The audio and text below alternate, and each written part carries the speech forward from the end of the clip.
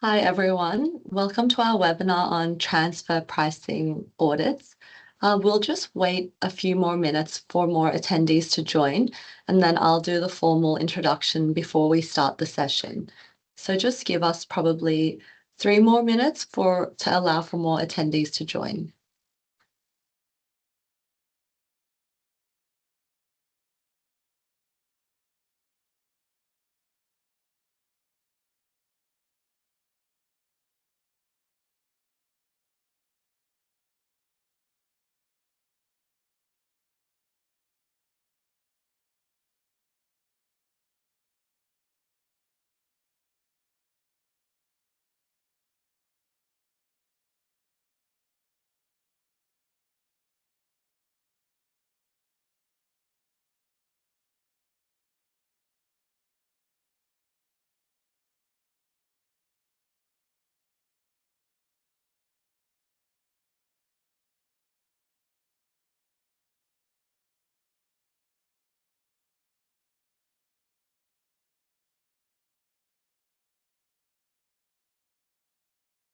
Okay. Yeah, we'll just give it a few more minutes.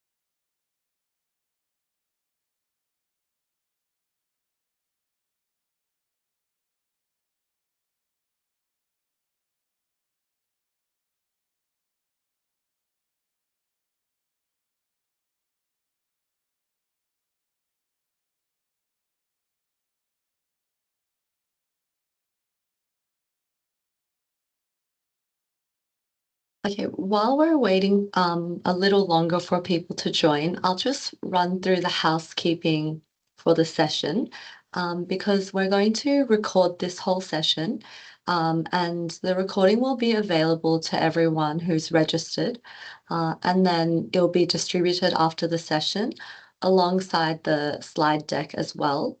So just keep that in mind. And then throughout the session, we'll also have the Q&A and chat function open. So everyone that's joining can put any questions they have into the Q&A or the chat area, and then we'll endeavor to answer those at the end.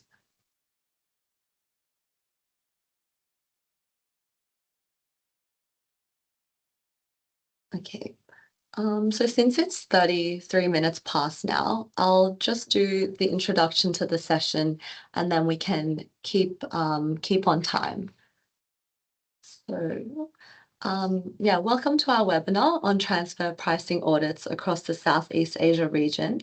So today we're going to hear from 5 tax experts from the PKF Global Network, and they're going to speak on transfer pricing audits in their regions.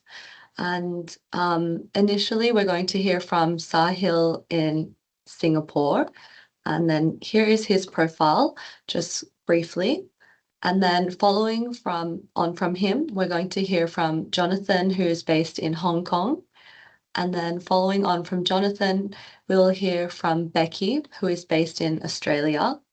And then speaking fourth will be Sudha, who is in India. And then our final speaker will be Toan, who is based in Vietnam. Yes. So as mentioned just before, if you have any questions during the session, please do put them in the Q&A or in the chat. And if there are questions relating to a specific region, please do mention which region you would like to have your question answered about, and then we can make sure the correct expert answers your question. And the way we're going to run it today is each speaker will speak for about 10 minutes. So after the 50 minutes session concludes, we'll also put aside 10 minutes for Q&A. And so I'll hand over now to Sahil, who will formally introduce the agenda, and then he'll go into his section on transfer pricing audits in Singapore. So handing over to Sahil. Yeah, thank you, Fiona. Good morning, good afternoon, and good evening to all of you. Thank you so much for taking out time, for joining this global webinar, which PKF keeps on hosting, quite often. So thank you so much. We are very happy to have all of you with us. As Fiona mentioned, primarily the agenda for today is we will be just touching some very quick tidbits on the summary of the transfer pricing documentation requirements in all the five jurisdictions which we are going to cover. And our main focus and crux would be on the transfer pricing audits, which we have been witnessing over the past decade or so in all the different countries. uh, what are the issues which we have seen, what are the key messages coming from these audits, what are the developments, and most importantly, what are the practical implications and key takeaways and action points or the approaches which companies can adopt to deal with such kind of audit issues for transfer pricing and be prepared for the future, as well as be on a more of a proactive basis, so that any kind of query comes up, the company is has the full defensible equipments to take care of that. And finally, we'll be discussing, have some questions from any one of you, right? So if we just move to the next slide. Yeah, so coming on to Singapore. Uh, so just to give a brief snapshot of the transfer pricing documentation requirements in Singapore, the Singapore Tax Authority, which is also called the IRS, the Inland Revenue Authority of Singapore, keeps on updating the regulations on a frequent basis. Right now, we have the most recent amendment this year, which is the ninth edition. But primarily, our main focus is on what kind of requirements are applicable here and what are the issues which we are seeing. So in Singapore, primarily the documentation, which is the most important, or the gold defensible equipment before any tax audit or a TP audit, are divided into two parts: a full-fledged or a simplified version. So if you see on your screen, the full-fledged version is primarily applicable if a company's revenue is exceeded 10 million Sing dollars or more in any financial year, and it has certain intercompany transactions, which are just mentioned on the first row. And interestingly, now we also have the simplified documentation, which is applicable if the revenue of the entity is less than 10 million, but its transactions are exceeding. And thirdly, if there are no revenue figures or any no transactions, but the company has some related party transactions, as per the global principle across the universe, there has to be at least a benchmarking analysis to substantiate the arm's length price nature of the each transaction. So simply putting, it's into full-fledged or simplified, or just a plain benchmarking analysis. So that was the summary of the transfer pricing requirements in Singapore. Now moving on to the main slide, which is the main crux of this webinar, the transfer pricing audits. So in Singapore, primarily the kind of TP audits which we have been witnessing over the past decade or so, uh, primarily first of all focus on a robust transfer pricing documentation. I'm sure many of you would have heard this topic of, or this word of robust and robust and robust, but it is still having a lot of importance in today's transfer pricing landscape. So as you can see in the previous slide, now the requirement is more from a documentation perspective, whether it's a full version or a simplified version. So enhanced focus on the transfer pricing documentation with the proper independent arms and price analysis, because what we have seen is that companies do intend to use market available rates, but that is actually the purpose as to why this entire field of transfer pricing has been introduced for many years, that the companies have to conduct a proper arm's length price analysis and document the analysis in a proper documentation, which is in accordance with both the local laws as well as the main principal body, which is called the OECD, right? So that is the first main uh, trend which we have seen. And second of all, related is the mandatory benchmarking analysis for all kinds of transactions, whether it's sale, purchases, or any other transactions related to manufacturing. And now what we are also seeing, there is a greater emphasis on financing arrangements, whether it's loans or corporate guarantee or any other kind of financial arrangements, as well as intangibles that can range from fee to trademark fee, license fee, franchisee fee, etc. Anything related to intangibles. And the last is on the benefit test, which the transfer pricing guidelines keep on updating, and which has also been updated by the OECD, right? And the third trend which we have seen right now is on a detailed value chain alignment. So primarily this means that for each entity in the group, right, whether you have 100 jurisdictions or 200 or whatever, and if you have 200 entities, each of the entities must undertake this kind of a value chain on a group basis or on a local basis to identify as to what is the role of the entity in the value chain, in the group value chain, whether you are into manufacturing or services or whatever, and accordingly determine the appropriate pricing policies. So that's a new trend which we have seen. So it's a full blown analysis of the entire, group, starting from the point A to point Z. So this is something, a new trend which we have been witnessing. Now, if you move to the next slide, uh, the main, practical implications for companies, again, it's primarily divided into two parts. And technically speaking, apart from these two, uh, there wouldn't be any much implications, but these are themselves, a large ocean which captures a lot of things. So from a documentation perspective, it's local files, pricing policies, group policies, agreements, and the most newest thing which we have seen is benefit test reports for intergroup services or management services, as you can call it. That is to document what kind of services the company received or provided, and what were the tangible benefits to each of the related parties, not only just on a qualitative basis, from a quantitative basis, as to how it helped the company in terms of increase in revenue or whatever. And as I mentioned earlier, analysis, value chain alignment analysis, the most important. And then we are now witnessing, two kind of critical exercises, which is called the transfer pricing planning or a price, setting. And the second is called the price, testing, which is your annual compliance or the transfer pricing documentation. And the fourth one is operational transfer pricing, a new and upcoming field, a lot of marriage of technology with data, with analysis, but it doesn't supersede the main crux, that is the value chain analysis and the preparation of documentations, right? So these are some of the new practical implications which we are now seeing. And now moving on, to the final slides from my end. uh, Primarily for the key takeaways, for companies would be, apart from preparing the full-fledged documentation, if you are subject to the requirements of simplified documentation, it has to be prepared, which is as equivalent to a full-fledged report, right? To meet the compliance, because this is the most important and the critical document which will help you, to steer any kind of transfer pricing audit, no matter wherever part of the world you are. Uh, then some of the other action points, disregards of an actual related party transaction. Again, this is again some common term which many of you would have heard, substance over form, but now this substance is playing a lot of importance for companies. So this is to ensure that there is a commercial rationality.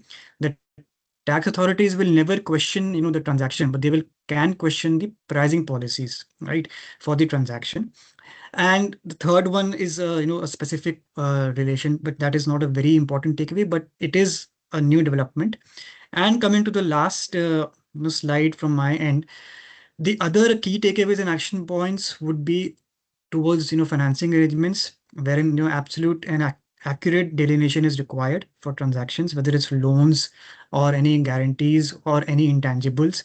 So as long as the value chain analysis has been conducted and you have the documentation in place, uh, that will lead to a substantial strength before the transfer pricing audit. But in the absence of that, yes, the life really becomes difficult, for companies. So primarily that was the main TP audits and the takeaways which we wanted to share for Singapore. And now I pass on the baton to my next speaker, Jonathan from Hong Kong. Yeah, thank you. Thanks, Sahil. Okay, so for Hong Kong, let me first talk about the TP landscape in Hong Kong. So, in 2018, the Hong Kong government codified the arm's length principle in the Hong Kong tax law to empower the Hong Kong Tax Authority, which is called the Inland Revenue Department, or the IRD, to make TP adjustments on income or expense items arising from non-arm's length transactions. So the IRD also introduced TP documentation requirements based on the OECD's three-tiered standardized approach, which refer to the master file, local file, and country by country report. And the IRD requires all enterprises that conduct businesses in Hong Kong to adhere to the arm's length standard in transactions between associate enterprises. This is extended to all Hong Kong enterprises, which includes permanent establishments of non resident persons and applies to transactions involving tangible and intangible assets, financial arrangements, and services. The TP policy regime requires a Hong Kong entity to articulate and execute consistent TP policies, and the TP documentation ensures that appropriate consideration is given to the TP requirements in establishing prices and tax reporting for transactions between these associated enterprises. So, next slide. So a master file it should give a high level overview of a group's global business operations, the TP policies, the global allocation of income and economic activities.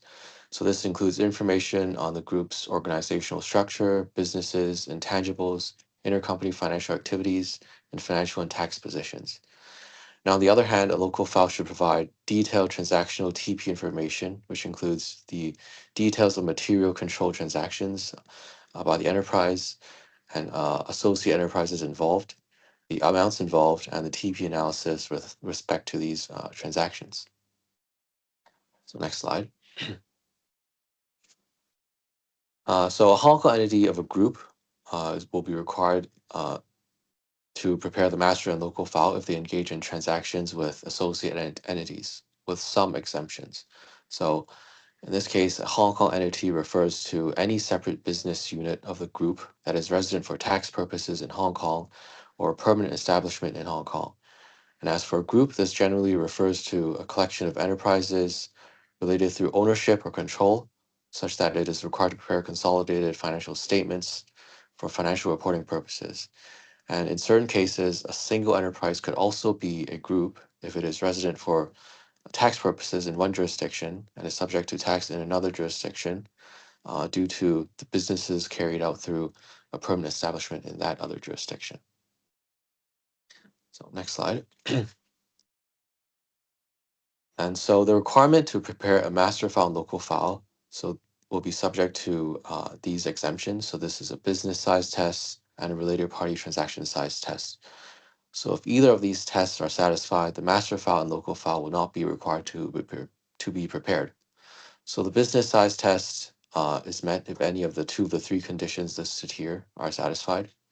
And for the related party transaction size test, the local file will not need to cover the type of related party transactions if the total transaction amount for that accounting period does not exceed the listed thresholds here. And specified domestic transactions, so these refer to related party transactions where both parties are subject to Hong Kong profits tax and which do not result in an overall tax advantage for the group. These will be disregarded for determining whether these thresholds are exceeded. Next slide.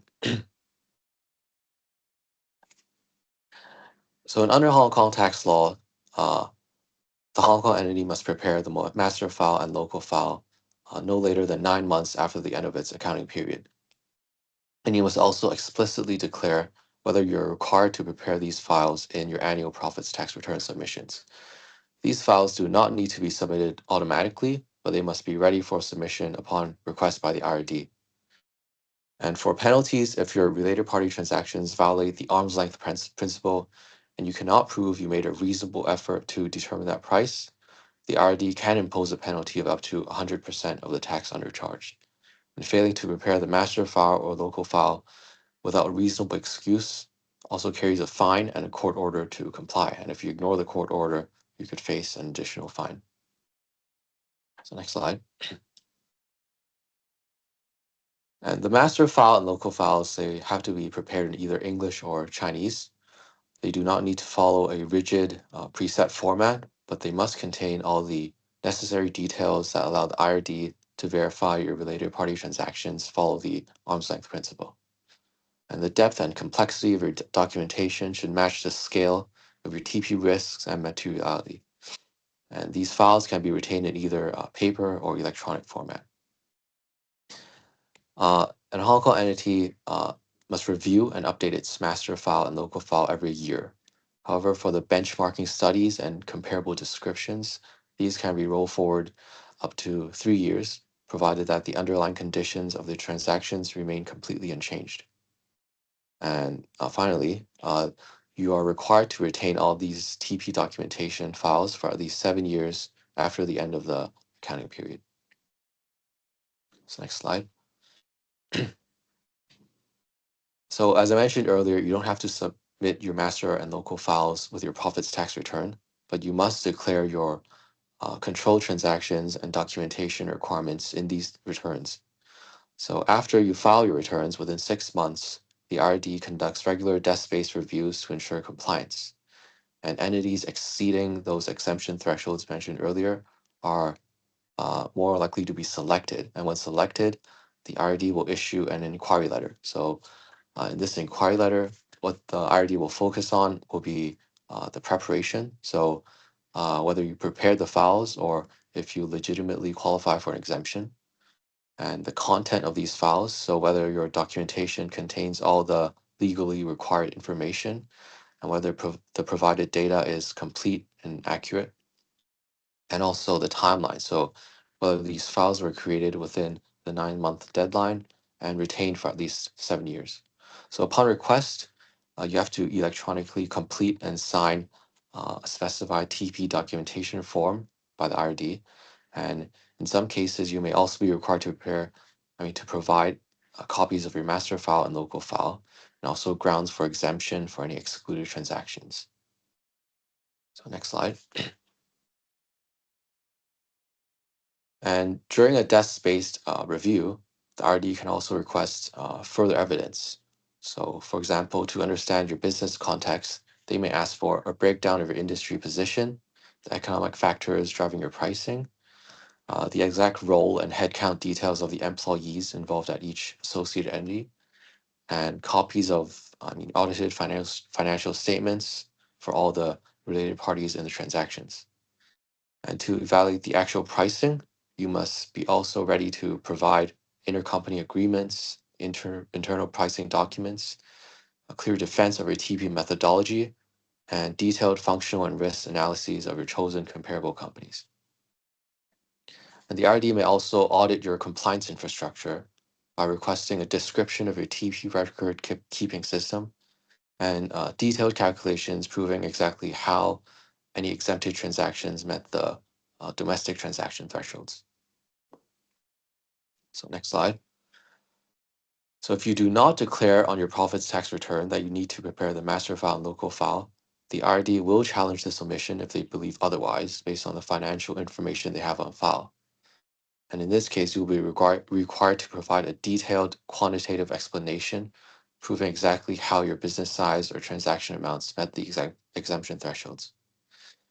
And if a desk-based review reveals you failed to prepare the required master or local file, the IRD can initiate criminal prosecution. So on initial conviction, this carries a fine of HK 50,000 plus a court order. And if you fail to comply with the court order, this escalates to a further fine of 100,000 HKD. And an IRD assessor, they can demand TP justification during any routine profits tax return examination. Discovering any unfulfilled compliance requirements at this stage will automatically trigger these penal actions. Okay, so that's it for the Hong Kong side. So I'll pass it on to Becky, Australia. Thanks, Jonathan. Good morning, good afternoon, everyone. I will start my sessions with the brief overview of the transfer pricing documentation framework in Australia, because this underpins how audits are approached by the tax authority, the ATO. So Australia follows the OECD aligned documentation framework. So you will see familiar components such as business and industry overview, functional analysis, and benchmarking analysis. You also notice that ATO places significant emphasis on the 5 key questions framework, which mirrors the OECD's approach, but with a stronger focus on evidence and substantiation. An important point to note here is the simplified transfer pricing record-keeping options. While they are helpful, the eligibility is restricted to low-risk categories only, such as small taxpayers, distributors, low value-added services, and basic financing arrangements. So for most multinational groups, full documentation is still expected. And the last point, and critically from the audit perspective, even though documentation is not required to be lodged with the ATO, it must be prepared contemporaneously, meaning that it must be prepared before the tax return is lodged. So in summary, Australia's framework is highly structured, substance-driven, and heavily focused on defensibility and audit readiness. Next slide. Turning into audit trends, this is where we are seeing how the ATO is conducting the transfer pricing review and transfer pricing audit. At a high level, the ATO is increasingly data-driven and risk-focused. And there are 4 key trends that I would like to highlight here. First is the strong focus on tax governance frameworks. The ATO is not just looking at the outcome, but is assessing whether taxpayers has robust internal controls, proper transfer pricing policies, or effective oversight mechanisms. So this fits directly into ATO's assurance ratings, which can influence audit intensity. And the second trend is increased use of data and risk flagging. It means that the ATOs is actively identifying high-risk taxpayers, outliers in profitability, and inconsistencies across filings. So companies are being selected for review before issues even become visible. And the third one is the scrutiny over the significant transactions. Large business restructures and large financing arrangements are almost heavily reviewed to ensure the correct characterizations of the transactions, appropriate pricing, and consistent tax treatment. And the last point is the reconciliations between accountings and tax outcome. This is becoming a major audit triggers. The ATO is asking, how do accounting profits differs from taxable profits? And more importantly, are transfer pricing outcome driving those differences? Taxpayers are expected to prepare those justifications. And we have highlighted here for you 4 commonly identified issues during transfer pricing audit. They are inadequate documentations, or mismatch between transfer pricing policy and the actual conduct. The third one is inconsistencies in transfer pricing methodology applied. And the last one is the specific high-risk arrangement category. Those arrangements include intangible related payments, licensing arrangements, and financing arrangement. And the key message here is the ATOs has greater visibility, stronger tools, and taking more proactive audit approach than before. Next slide, please. In terms of what does it mean in practice for companies having operation in Australia, there are 4 key implications we'd like to highlight. The first one is transfer pricing documentations now has evolved. It's no longer sufficient to just prepare documentation purely for compliance. The ATO now expects documentations must have detailed explanations on the actual commercial conditions, and the documentations must be audit ready and addressing the transfer pricing risk in advance. And the second point is the stronger focus on arm's length outcomes. Companies should ensure that calculation supporting arm's length pricings is available, and it must be clearly documented and aligned with the tax returns disclosures. The third one is justifications on loss position. Loss-making entities are a major focus for the ATO. So entities in loss position should prepare detailed documentation explaining the rationales for which losses arise and whether the positions are consistent with the entity's functional profile and whether the independent parties will sustain those losses. So overall, companies need to move from compliant mindset to audit defense mindset. And to close my sessions, there are some key takeaways and action points for business should adopt. So the first one is taxpayers should expect enhanced scrutiny from the tax authorities. Companies should ensure the transfer pricing policies and transfer pricing documentations are in place and in high quality and are defensible. And the next point is proactive engagements. It means that companies should regularly review the transfer pricing policies, align the documentations with the guidance, and ensure consistencies between internal records and all tax laws and disclosures. And in summary, Australia is a high compliance and high expectation jurisdictions. Business should take a proactive and structured approach to managing the transfer pricing risk. Thank you. And now I will hand it over to the next speakers, Sudha from India.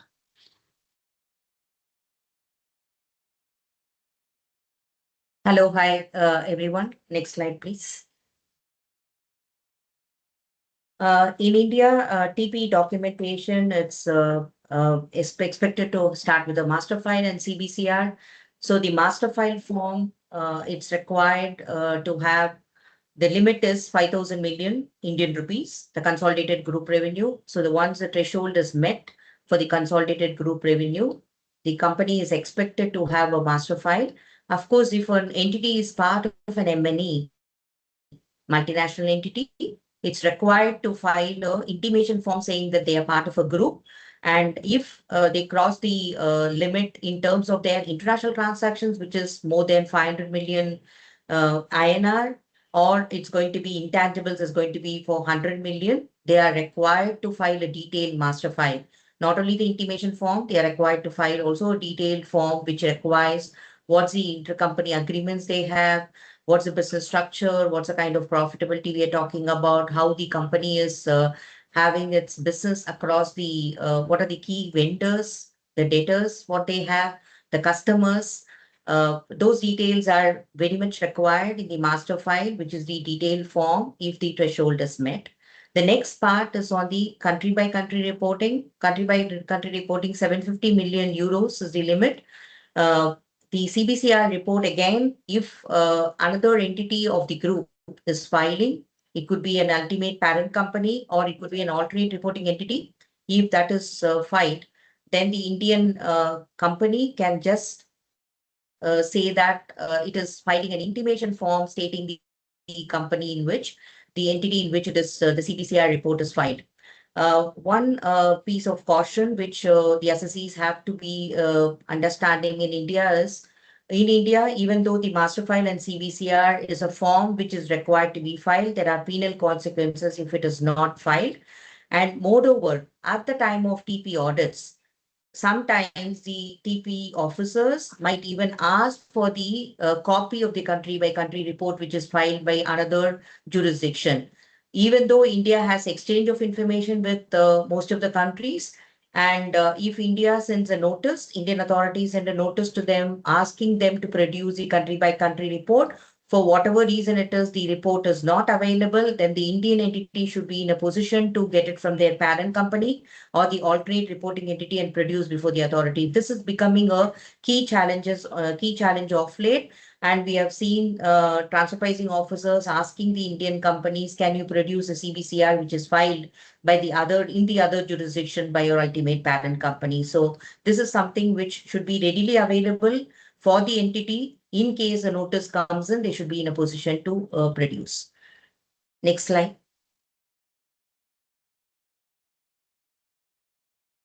One of the important things, of course, the local file, the transfer pricing study report is very crucial, and this has to be prepared because there is also a certification which we'll deal with in the next slide. The detailed business and industry overview, the profile of the group has to be mentioned, the details of the international transaction. So this is of utmost importance because if the company does not provide the complete details of the international transactions, there are penal consequences. And there are also reasons to pick up the case for scrutiny if the transfer pricing officer, the authorities find out that the company has not disclosed all the related party transactions in their certificate, and hence there is a case that it could be picked up for scrutiny. The functional analysis attains utmost importance because it has to be very clearly demonstrated what is the function assumed by the entity, what is the assets used, and what is the risk which the company is envisaging. And this becomes a very important key factor in the TP study report. It cannot be something which is gone are the days when the authorities are just getting the documentation and closing the audits. They are scrutinizing the transactions and then they have the right to question, and they do question saying that if this is the function and the risk what you're talking about for the entity in India, can you please substantiate that with the kind of comparables you have considered?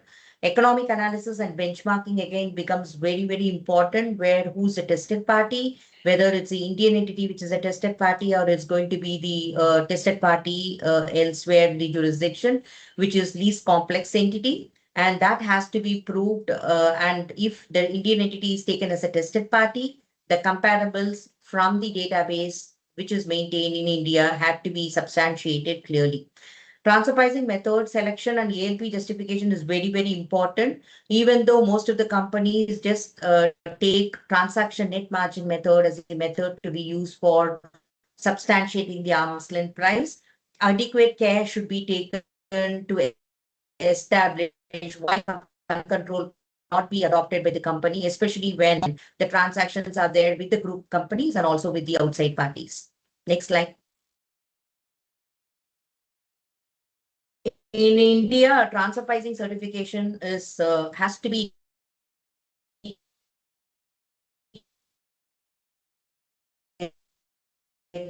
account. So this certification is mandatory. At the time of certification, it is mandatory to have the TP documentation because the documentation has to be contemporaneous. The documentation is not filed as part of the certification. However, when there is a notice from the authorities, the documentation, which is a local file, has to be produced before them, and any non-production of the documents will attract a penalty of 2% of the international transactions. Now, in the transfer pricing certification, the form has been replaced now. The new form has come into place. The earlier we had a form which was just talking about the transactions, international transactions, and the method used. But now this form is also asking about how many comparables has been selected. So if you are taking a transaction net margin method, you need to highlight how many comparables you have taken, what is the percentile of the 35th or the 65th percentile, and how is it it's becoming a little bit detailed. So from the financial year 26-27, when the new act and the rules is mandatory from April 1st of this year, the certification for 31st March 2027 is becoming a little bit complex. So also the specific disclosure is required in terms of royalty, the corporate guarantee and intercompany financing. It has to be completely substantiated how it's benchmarked. The royalty transactions are benchmarked. The corporate guarantee, what is the percentage used, and intercompany financing, how is the interest rate provided. So these details are going to be forming part of not only the local file. As of today, it's only the local file which was having all these details, but now even the certification is going to have all these details, which is going to be completely certified by a chartered accountant. So that means this document has to be robust. It has to have the complete details. It should be available with the CA who is certifying it and also the company. And that's the same documentation which will be produced at the time of your audit. Next slide. The latest development, there is a latest development on the safe harbor rates. This is really a welcome change, wherein earlier the safe harbor was having something like it started with a 17% to 24% for software development companies and ITES and contract manufacturing companies. Now the safe harbor has been minimized to 15.5. This is one opportunity for the entities which are captive service providers who doesn't want to have litigation with the department officials. They can opt for a safe harbor where you can file a safe harbor with the authorities with a 15.5, and there is no distinction between the safe harbor between an ITES, contract R&D, and also KPO. So you can just go forward and then file it across. And also for data center services and electronic components warehousing, they have come out with safe harbor. Next slide. In India, advanced pricing arrangement has been quite successful. It is for fast tracking both of the IT and ITS. Now that safe harbor has come in, that has come in as a clear boon for the companies to ensure that they are litigation free. APAs, India has signed a record of 219 APAs in 2025-26, 84 of which are bilateral APAs. I think India is going through a phase where they want to avoid litigation across, and they want to also have MNEs. They want to have this MNEs a clear structure in their TP approach, and that's exactly the advanced pricing arrangements which is getting quickly closed, and also again the safe harbor which has come in. It's going to be a real facility which can be availed for the MNEs in India. Next slide. The TP audits issues, basically, one is on the comparables. Of course, there are a lot of disputes in terms of what are the kind of comparables the entities take. And there could be comparables which the TPOs or the transfer pricing officers come out with a different set of comparables. There is also a litigation in the area saying that whether the comparables are really the same business what the entity is following. So that's one area which has always had been a dispute in the past. Apart from that, off late, there is a lot of dispute in the area of accounts receivable. If there is a credit period of say 30 days for a service industry, and say for example it's going to be 60 days for a trading entity, and the receivable has not received by the entity within that date, then department treats it as a deferred receivable, and then they charge a notional interest. And that's also one of the piece of litigation which is happening off late.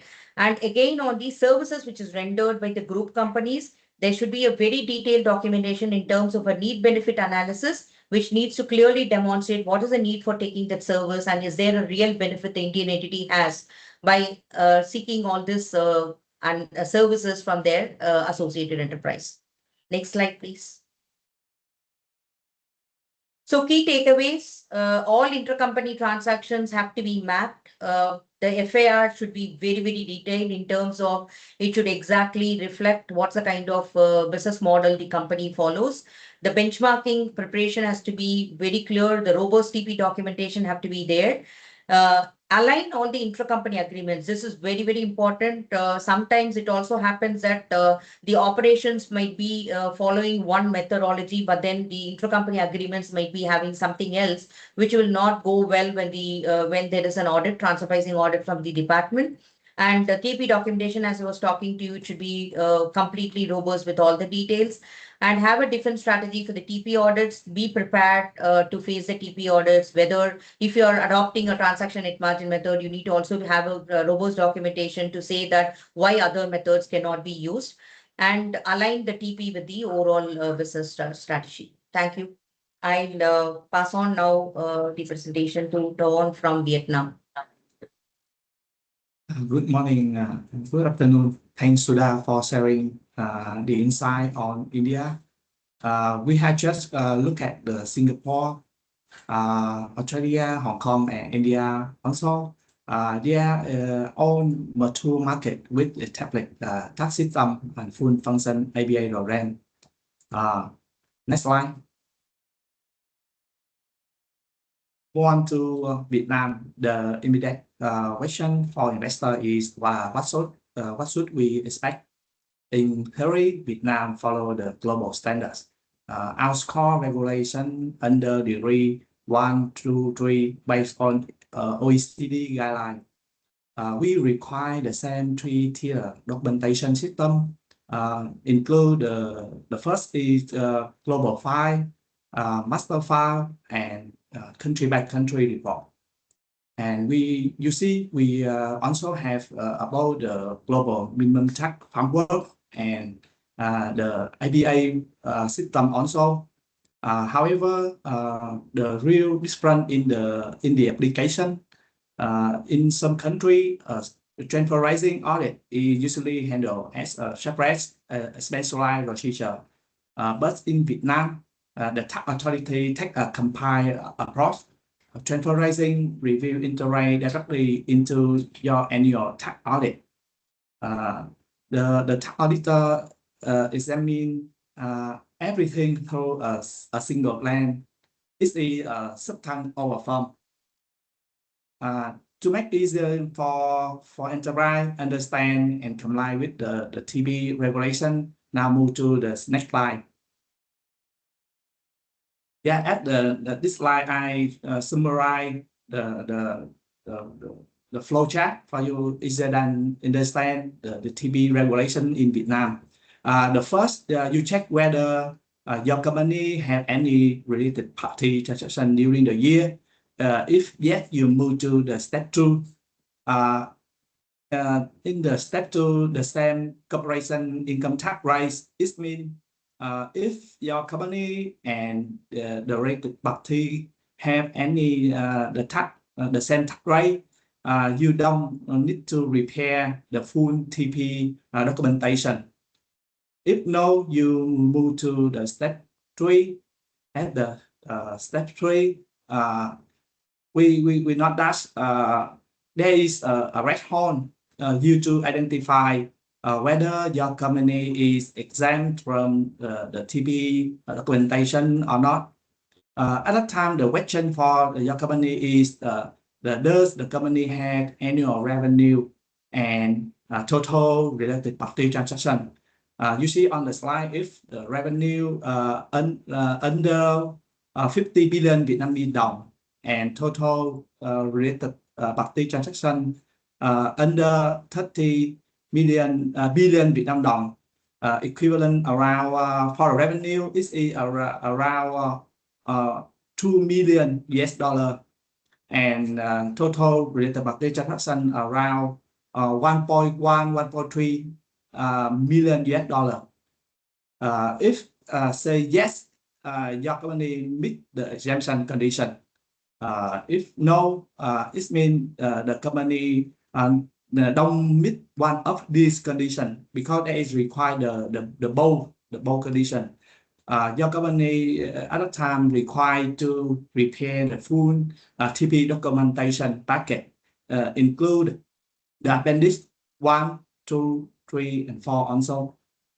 At that time, we would like to address that the TB documentation must maintained at the company and provide to the tax authority within 15 to 30 days upon their request. Now move to the next slide.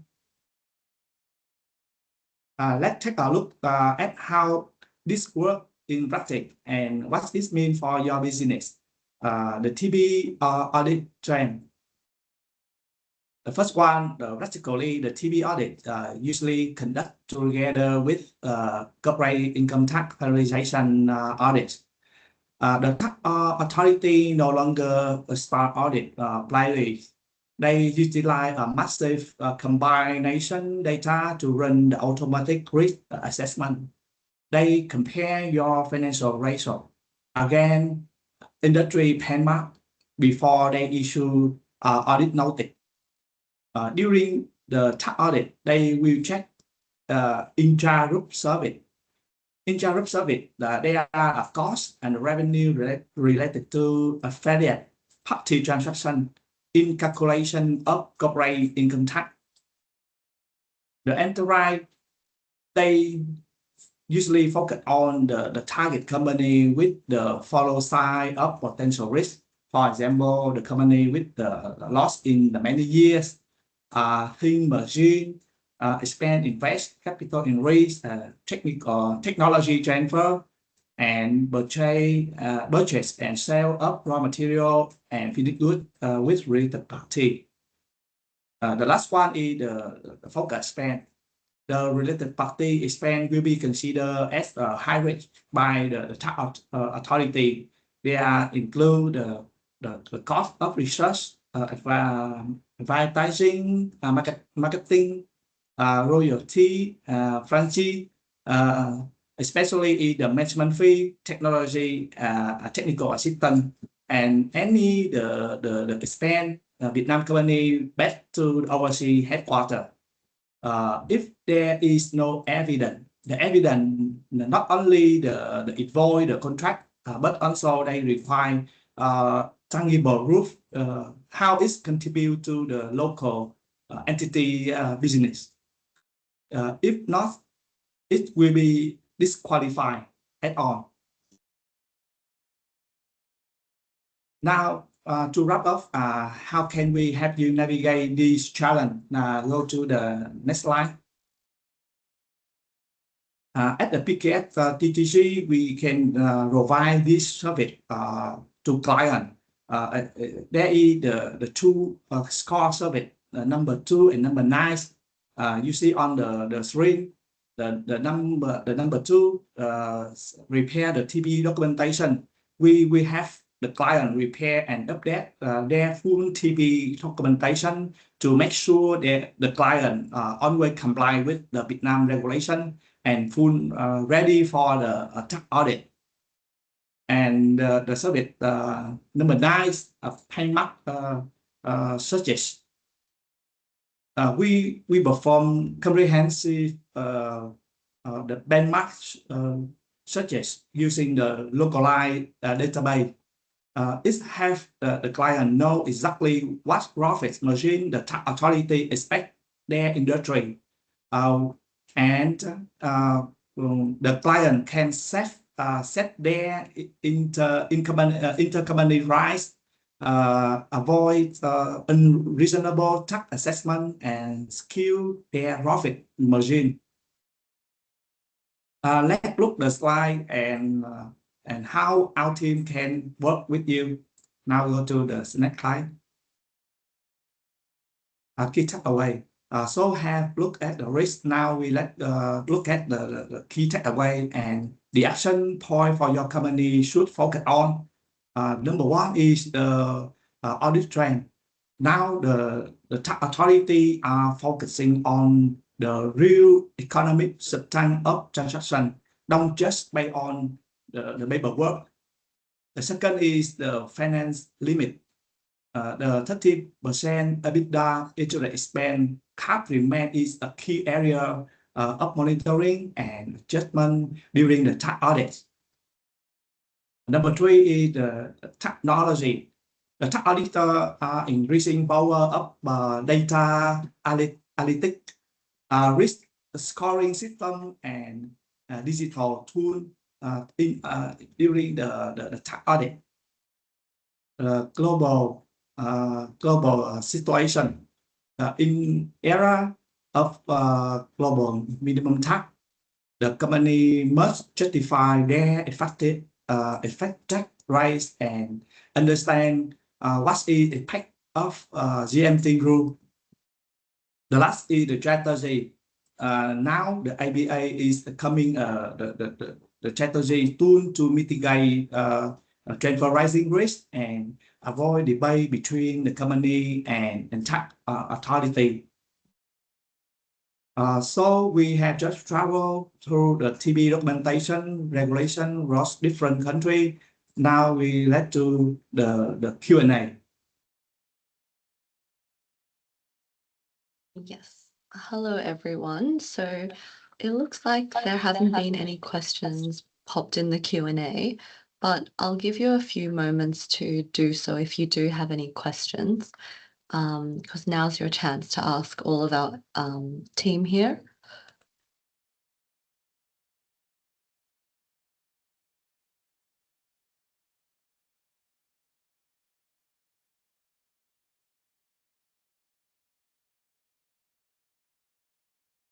Otherwise, if we don't have questions, I can hand to Becky, who will provide a short summary of what we discussed today. And if you do have questions in the future, you can always reach out to one of the tax experts on our panel.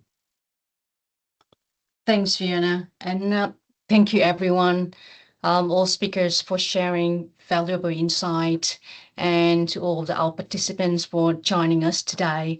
I will close up with 3 key reflections across all 5 countries that we discussed today: Singapore, Hong Kong, Australia, India, and Vietnam. Across all jurisdictions, what we are clearly seeing is a shift to a more proactive and data-driven enforcement. Tax authorities are no longer waiting for issues. They are identifying it early through disclosures, analytics, and cross-border information exchange platform. Secondly, economic substance is now front and center. There is a consistent focus on where the profits align with the actual value creation activities and business conduct, not just what written in the contract or not just what documented in a report. And the third one is that expectations on documentations have significantly increased. Across all 5 countries, tax authorities expect documentation to be robust and contemporaneous, and expect clear alignments with the financial outcomes and consistencies across filings. So documentations has effectively become your first line of defense in the event of audit or transfer pricing review. So in summaries, across the C regions, the direction is clear. More transparencies and higher expectations from taxpayers are required. And if you would like to discuss your specific facts and circumstances, please feel free to reach out to any of us. Thank you again for your time. Thank you, everyone, for joining. And yes, we will circulate the presentation and the recording after the session to everyone who has registered. And thank you again to our speakers for their time today. Yeah. Thank you, everyone, once again. Thank you so much. I'll end it there. Thank you. Thank everyone. you. Thank you.